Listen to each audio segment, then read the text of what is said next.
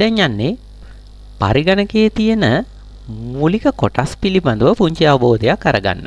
පරිගණක ශාස්ත්‍රයට අවතීර්ණ වෙන කෙනෙකුට නැත්නම් පරිගණක පාඨමාලාවක් හෝ ICT විෂය හදාරන්න මූලික වෙන කෙනෙකුට පරිගණකය පිළිබඳව පුංචි අවබෝධයක් ගන්න මෙන්න මේ පුංචි ලෙසන් එක ගොඩක් උපයෝගී වෙයි. පරිගණකයක් දිහා බැලුවම අපිට බාහිරින් සහ අභ්‍යන්තරයේ විවිධ උපාංග තියෙන බව දැනගන්න පුළුවන්. පරිගණකයක් බාහිරින් නිරීක්ෂණය කරාම අපිට මෙන්න මේ පේනවා වගේ කොටස් ටිකක් මේකේ දකින්න තියෙනවා. පරිගණකයේ අපිට ලොකුවටම පේන්න තියෙන්නේ ඩිස්ප්ලේ ස්ක්‍රීන් එක.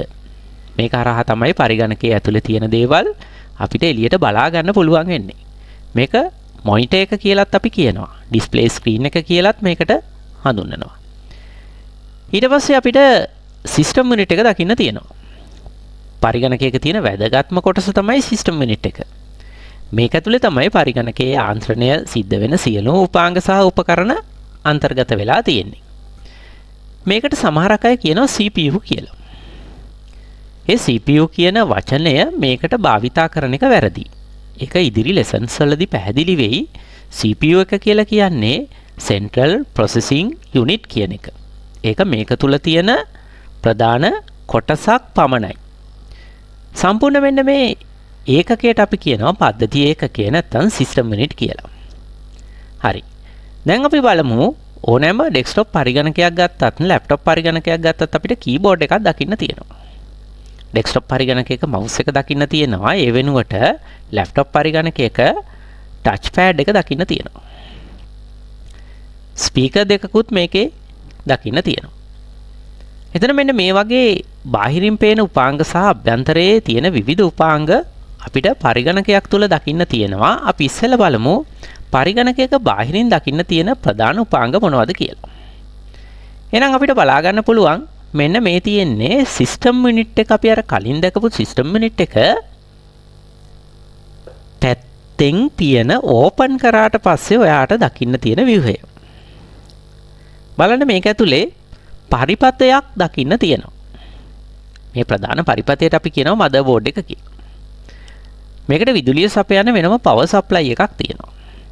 CD සහ DVD ඇතුළත් කරන්න DVD ඩ්‍රයිව් එකක්, hard disk drives, ඒවා සම්බන්ධ කරන කේබල්ස් වගේ දේවල් දකින්න තියෙනවා.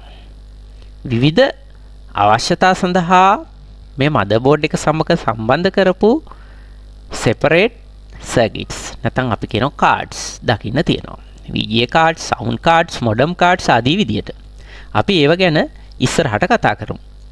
දැනට ඔයාලට බලා ගන්න පුළුවන් සිස්ටම් යුනිට් එකේ පියන ඇරියට පස්සේ මෙන්න මේ වගේ කොටස් එකතු වෙලා තමයි මේ සිස්ටම් යුනිට් එක හැදිලා තියෙන්නේ. එහෙනම් පරිගණකයක ගත්තා වටිනාම සහ වැදගත්ම කොටස වෙන්නේ මෙන්න මේ සිස්ටම් යුනිට් එක. එතකොට සිස්ටම් යුනිට් එකට සම්බන්ධ වෙච්ච මොනිටර් එක තමයි අපිට සිස්ටම් යුනිට් එක ඇතුලේ තියෙන data information එළියට දෙන්නේ. මොනිටර් එක මේ වෙනකොට ආකාර තුනකින් අපිට දකින්න තිබුණා. මුල් කාලේ අපිට දකින්න තිබුණේ අර මුල් පින්තූරේ පෙන්නුවා වගේ CRT මොනිටර් එකක්. CRT කියන්නේ cathode ray tube කියන එක. කැතෝඩ කිරණ නලයක් ආධාරයෙන් තමයි මෙන්න මේ මොනිටර් එකේ ඩිස්ප්ලේ අවුට්පුට් එක දෙන්නේ. මේක ටිකක් බරසාර මොනිටර් එකක්. බරින් වැඩි, ප්‍රමාණයෙන් විශාලයි. ඒ වගේම විදුලි පරිභෝජනයත් ඊටාම වැඩි. ඒක නිසා මේ CRT මොනිටර් එක භාවිතයෙන් අයින් වෙලා ගිහිල්ලා. අපේ පැරණි ගෙවල් වල තවමත් මේ CRT ආකාරයේ TV දකින්න තියෙනවා. මේ TV වගේම තමයි මේ මොනිටර් එක. ඒ තාක්ෂණයම තමයි මේකේ පාවිච්චි කරලා තියෙන්නේ. VGA ඉන්පුට් එකක් කරහා සිග්නල් එක ලබා ගන්න හදපු එක තමයි මේකේ තියෙන විශේෂත්වය. CRT මොනිටර් එක අධි විදුලි පරිභෝජනයක් සහිත මොනිටර් එකක් නිසා බරින් වැඩිවීම සහ තාක්ෂණික වශයෙන් ඒකේ තිබිච්ච දුර්වලතා නිසා LCD මොනිටර් එක නිර්මාණය වෙනවා. LCD කියන්නේ liquid crystal display කියන එක. liquid crystal display කියන මොනිටර් එක LCD මොනිටර් එක CRT මොනිටර් එකට වඩා තාක්ෂණය අතින් වෙනස්. මේකේ ද්‍රව ස්පටික භාවිතා කරලා තමයි ඩිස්ප්ලේ අවුට්පුට් එකක් ලබා ගන්න. විදුලි පරිභෝජනය සාපේක්ෂව ගොඩක් අඩුයි, සැහැල්ලු භාවයත් වැඩි. මේ මොනිටර් එක අපිට ගොඩාක් ජනප්‍රිය වෙච්ච මොනිටර් විශේෂයක්. CRT අයින් වෙනකොට අපිට තාක්ෂණික වශයෙන් ඉස්සරහට ආපු LCD මොනිටර් එක භාවිතයට එනවා. දැන් නූතනයේ අපිට දකින්න තියෙන්නේ මේ දෙවර්ගෙම නෙවෙයි. LED කියන මොනිටර් විශේෂය. අපි දන්නවා දැනට තියෙන නූතන රූපවාහිනී, ඩිජිටල් තිර, ওই සියල්ල LED ආකාරයට නිර්මාණය වෙච්ච තිර විශේෂ තමයි අපිට දකින්න තියෙන්නේ. light emitting diode. LED bulb ඊටාම සියුම් බල්බ තාක්ෂණයක් භාවිතා කරලා තමයි මේකේ ඩිස්ප්ලේ අවුට්පුට් එක අපිට ලබා දෙන්නේ. එතකොට ඒකෙදී විදුලි පරිභෝජනය ඊටාම අඩු වෙනවා. ඒ වගේම ඒකේ දර්ශනවල තාත්විකභාවය නූතනයේ වෙනකොට ගොඩාක් ඉහළ තත්ත්වයකට ගේන්න තාක්ෂණය සමත් වෙලා තියෙනවා. අපිට විශේෂ වාසියක් විදියට විදුලි පරිභෝජනය අඩුවීම, ඊටා සැහැල්ලු වීම, විශාල ප්‍රමාණ වලින් ලබාගත හැකි වීම විශාල වාසියක් විදියට දක්වන්න පුළුවන්. ඊළඟට අපි දන්නවා යතුරු පුවරු. කීබෝඩ් එක. සාමාන්‍යයෙන් පරිගණකයක දකින්නම තියෙන අංගයක් තමයි කීබෝඩ් එක. අපි ස්මාර්ට් ෆෝන් එකක් ගත්තත් ස්මාර්ට් ෆෝන් එකේ අපිට කීබෝඩ් එකක් තියෙනවා. ලැප්ටොප් එකක්, ඩෙස්ක්ටොප් එකක් ගත්තත් කීබෝඩ් එක නැතුව නම් අපිට වැඩ කරන්න බෑ. අඩුම ගානේ වර්චුවල් කීබෝඩ් එකක් හරි අපිට තියෙන්න ඕන අපේ වැඩ ටික හරියට නිවැරදිව කරගන්න. කීබෝඩ් එකක් භාවිතා කරද්දී සම්මත ආකාරයේ යතුරු පුවරුවක් තුල අපිට දකින්න පුළුවන් කී ප්‍රමාණයක් තියෙනවා. සම්මත ආකාරයේ යතුරු පුවරුවක් තුල කී 101ක්, 102ක් වගේම 104, 108 වගේ ප්‍රමාණ වලින් කී රේන්ජ් එකක් සහිත කීබෝඩ් අපිට දකින්න තියෙනවා. අපි කීබෝඩ් එක පිළිබඳවත් ඉදිරි කාලේ වැඩි විස්තර කතා කරන්න බලාපොරොත්තු වෙනවා.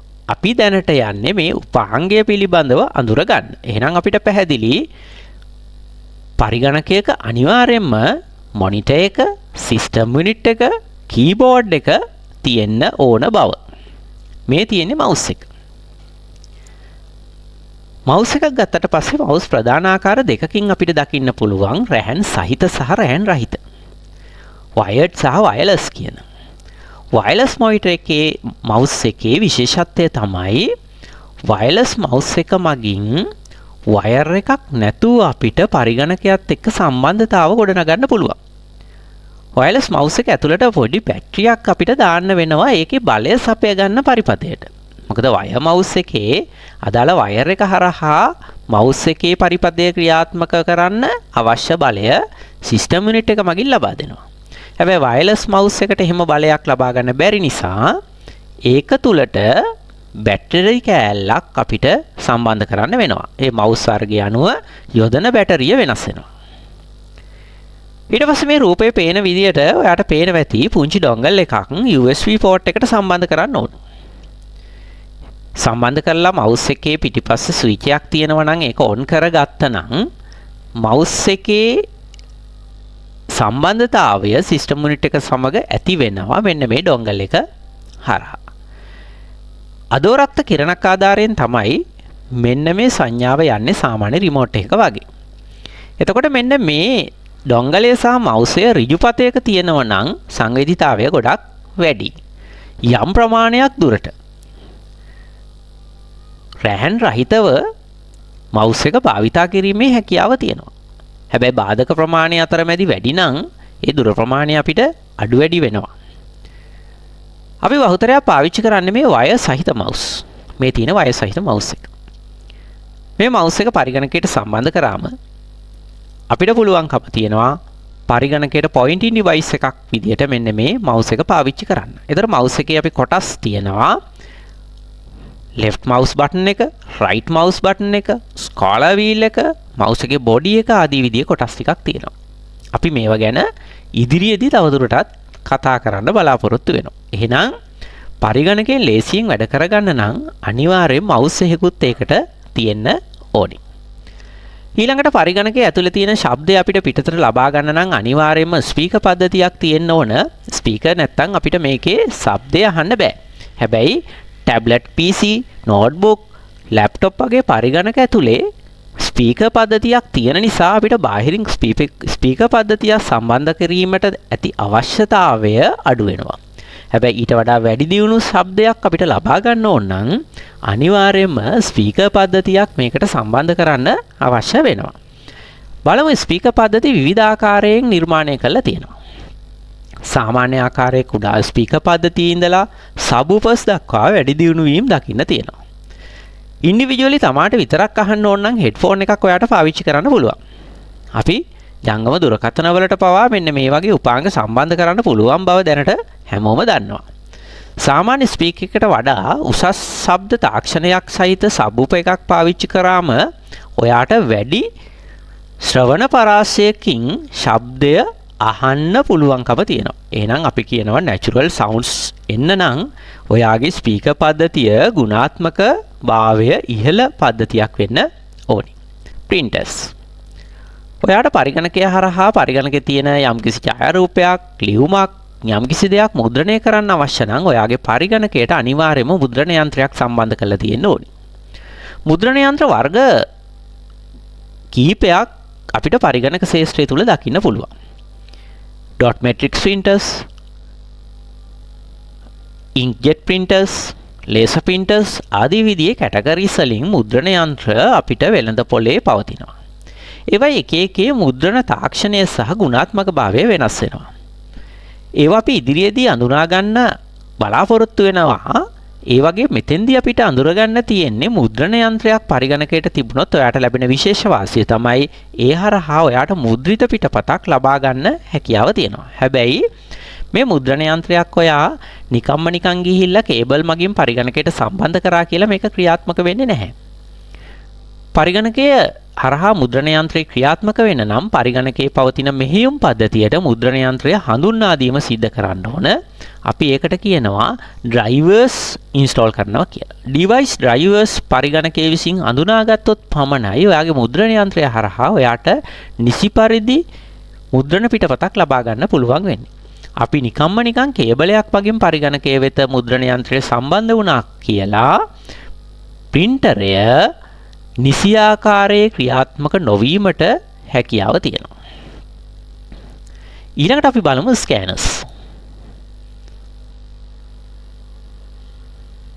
ස්කෑනර් එකක් කියලා කියන්නේ අපිට ඉමේජ් එකක්, යම්කිසි ෆොටෝ එකක්, ඒ වගේ පින්තූරයක් ස්කෑන් කරලා ඒකේ පිටපතක් පරිගණකයට ලබා ගන්න පාවිච්චි කරන්න පුළුවන් උපකරණයක්.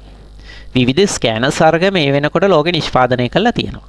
තාක්ෂණික වශයෙන් ඉතාම උසස් ස්කෑනර්ස් වර්ග තියෙනවා. විවිධ හැඩේ විවිධ ප්‍රමාණයන්ගෙන් යුතු ස්කෑනර්ස් තියෙනවා. මම මෙතන පින්තූරේ පෙන්නලා තියෙන්නේ සාමාන්‍යයෙන් A4 ප්‍රමාණයේ කඩදාසියකට ආසන්න ප්‍රමාණයේ කඩදාසියක පවතින ඉමේජ් එකක් නැත්නම් ලෙටර් එකක් හෝ යම්කිසි ඩොකියුමන්ට් එකක් ඔයාට ස්කෑන් කරලා ඔයාගේ පරිගණකයට ඇතුළත් කරගන්න පාවිච්චි කරන්න පුළුවන් පුංචි ස්කෑනර් යන්ත්‍රයක්. මේක තමයි බහුලව සාමාන්‍ය භාවිතයේ පවතින ස්කෑනර්ස් යන්ත්‍රය. ඔයාට යම්කිසි ෆොටෝ එකක් ඔයාගේ එඩිට් කරගන්න ඕන නම්, ඔයාගේ ඩොකියුමන්ට් එකක් යම්කිසි විදියකට එඩිට් කරගන්න ඕන නම්, ඒක නැවත පරිගණකගත කරන්න අනිවාර්යයෙන්ම ස්කෑනර් එකක් පාවිච්චි කරන්න වෙනවා.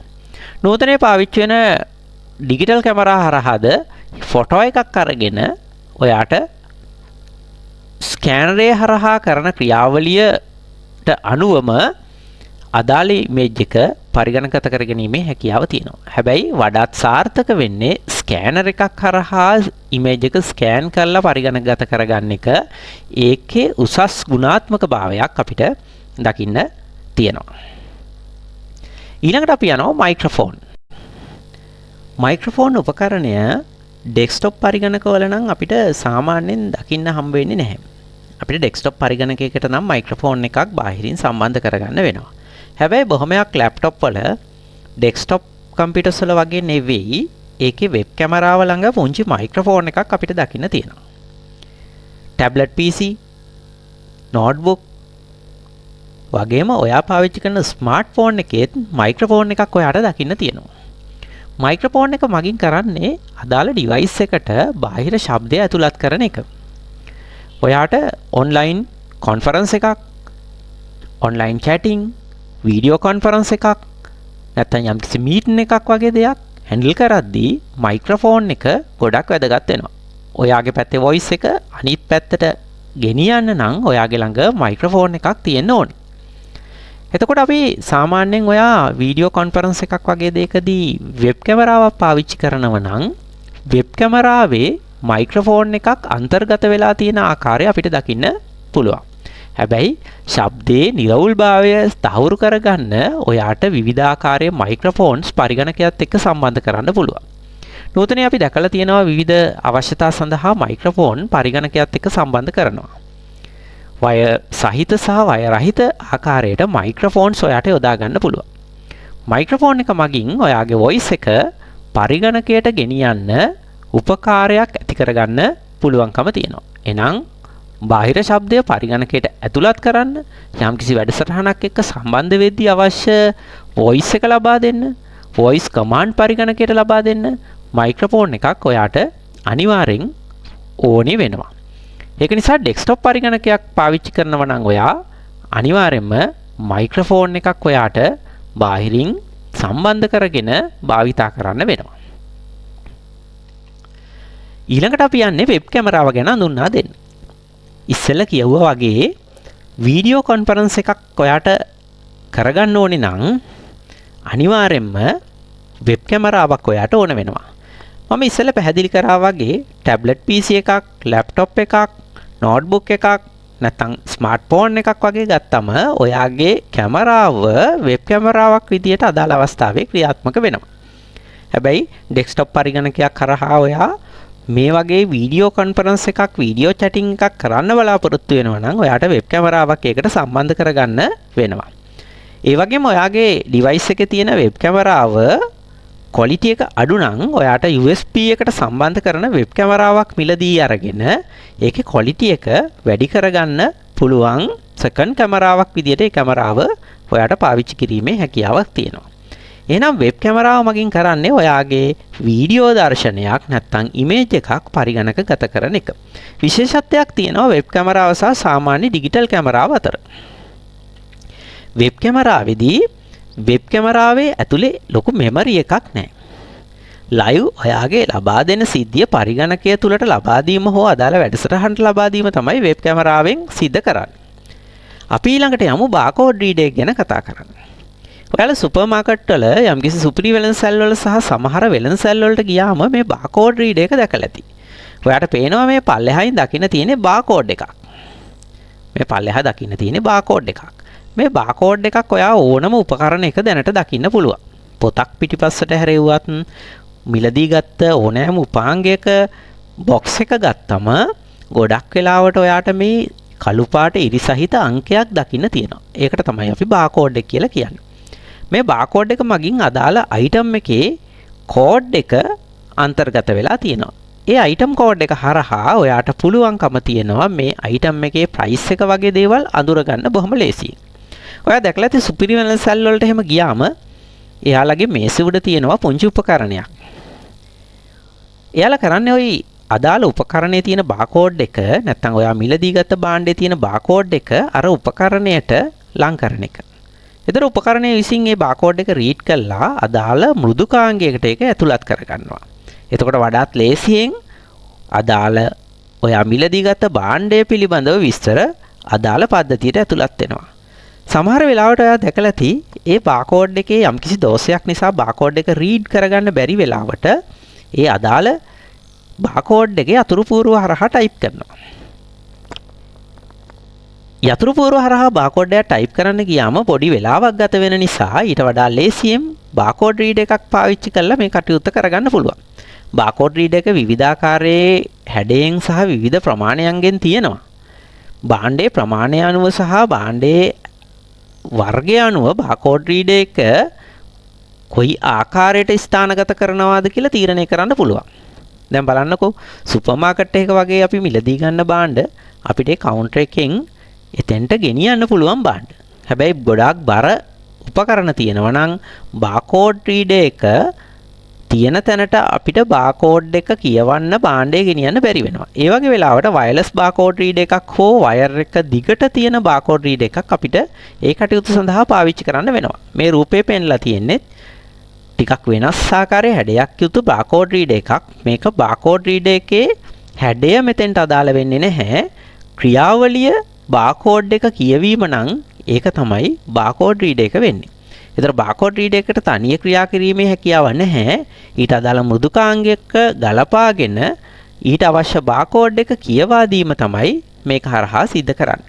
නූතනයේ අපිට දකින්න තියෙනවා මේකේ වැඩි දියුණු වීම අධියර කීපයක්. ඒ විදිහට ගත්තම QR කෝඩ් එක.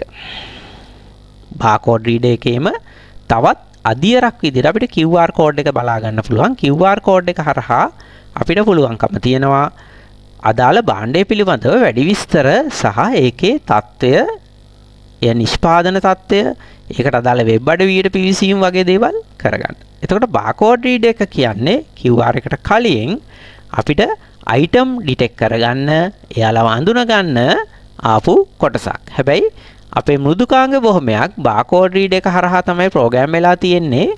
ඒක නිසා තමයි ඔය සුපර් මාකට්, සුපිරිවෙලන් සෙල්, ඒ වගේම සමහර වෙළඳ ආයතන ඔයාගේ භාණ්ඩය බාකෝඩ් එකක් හරහා අඳුරගන්න විදියට හදලා තියෙනවා. ඊළඟට අපි යනවා ඩිජිටල් කැමරාවට. ඩිජිටල් කැමරාවක් කියලා කියන්නේ අපි හැමෝම දන්න උපකරණයක්. ඔයාගේ ෆෝන් එක ඇතුලේ තියෙන ඩිජිටල් කැමරාවක්. අපි දන්නවා මේක ඇතුලේ තියෙනවා මෙමරි චිප් එකක්. නැත්නම් මෙමරි කාඩ් එකක්. ওই මෙමරි කාඩ් එකට තමයි අපි ලබා ගන්න ඡායාරූපය මෙමරි කරන්නේ. ඊට පස්සේ අපිට පුළුවන්කම තියෙනවා කේබලයක් හෝ සංඥා මාර්ගයක් හරහා මේ අදාළ කැමරාවේ තියෙන ඡායාරූපය හෝ වීඩියෝ දර්ශනය පරිගණකයට ඇතුළත් කරන්න. ඒක නිසා මේ උපකරණයත් පරිගණකයක් එක්ක සම්බන්ධ කරන්න පුළුවන් ඩිවයිස් එකක් විදියට අපිට අඳුරගන්න පුළුවන්. ඔයාගේ ෆෝන් එකෙන් ගන්න ෆොටෝ එකක් වුණත් ඔයාට පුළුවන්කම තියෙනවා පරිගණකයත් එක්ක සම්බන්ධ කරලා පරිගණකය තුලට අදාළ ඡායාරූප හෝ වීඩියෝ ලබා දෙන්න. ඒ වගේම ඔයාට පුළුවන්කම තියෙනවා ඒ හරහා ඔයාගේ මෙමරි එක හිස් කරගන්න.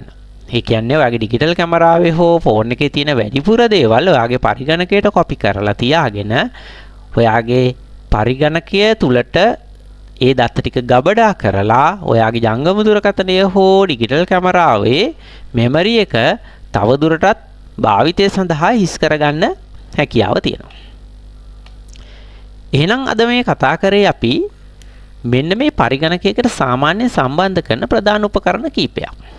හැබැයි කවුරුවත් වරදවා වටහා ගන්න එපා. මේ උපකරණ ටික විතරක් නෙවෙයි පරිගණකයකට සම්බන්ධ කරන්න උපකරණ තියෙන්නේ. පරිගණකයකට සම්බන්ධ කරන්න ගොඩක් උපකරණ අපිත් එක්ක තියෙනවා. නූතන නිෂ්පාදනය වෙච්ච වගේම ඉදිරි අනාගතයේදී නිෂ්පාදනය වෙන්න බලාපොරොත්තු වෙන උපකරණත් ගොඩක් පරිගණකයට සම්බන්ධ කරන්න පුළුවන් විදිහට හදනවා. ඒවා හරහා මිනිසුන්ගේ කටයුතු ලේසි කරනවා. පරිගණකයක් ඉගෙන ගන්න, පරිගණකය ගැන හදාරන්න බලාපොරොත්තු වෙන කෙනෙකුට මේක හොඳ පොයින්ට් එකක් වෙනවා. පරිගණකයේ උපාංග ගැන යම් කිසි ආකාරයකට අධ්‍යයනයක් කරන්න. එතකොට ඔයා පරිගණකයක් එක්ක සම්බන්ධ කරපු විවිධ මෙවලම් දැකලා ඇති. ඉදිරියට ඔයාට විවිධ මෙවලම් දකින්න හම්බ වෙයි. ඒවා අපි මෙන්න මේ පරිගණකයත් එක්ක සම්බන්ධ වෙන උපාංග සහ උපකරණ විදියට හඳුනා ගන්න පුළුවන්. උපාංගයට ක්‍රියාවලිය වෙනස් වෙනවා වගේම අපිට කරගන්න පුළුවන් වැඩ කොටසත් ඒකත් එක්ක වෙනස් වෙනවා.